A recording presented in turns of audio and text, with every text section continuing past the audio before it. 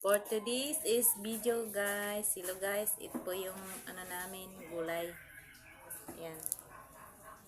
Pangpalinaw po ng mata. Ayan o.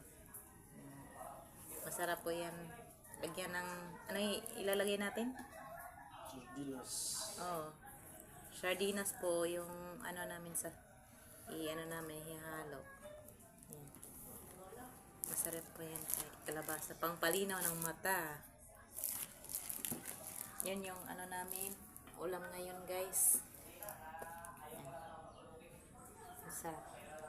Yung kanina guys, yung ulam namin kanina, tanghali. Suso naman yun. Inataan ng suso, tapos ilagyan namin ng malunggay. Masarap guys. Kaso wala nang wala natira, konti na lang. Konti na lang siya. Mahirap na may ipakita ko sa inyo guys, kaya konti na lang.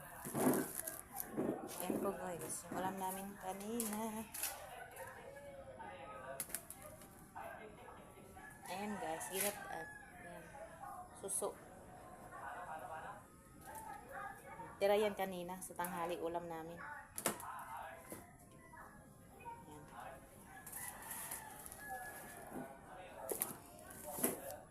Ayan. Ayan yung ano namin yan. Masarap yan guys kasi ano siya medyo sariwa ba, galing sa puno. Ano lang, pitas lang sa puno. Ayan ah. Pitas sa puno. Manamis-namis pa yan guys. Kakaano lang ng puno. Kakapitas. Masarap yung kalabasa guys pag galing sa puno ba, pitas. Manamis-namis yung ano niya, lasa. Sariwa pa siya. Ayan.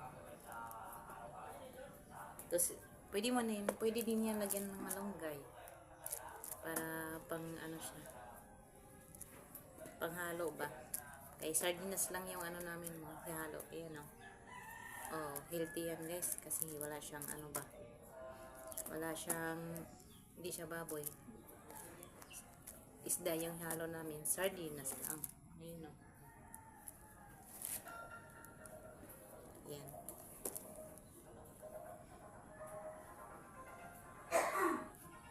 Hinihiwa pa niya guys.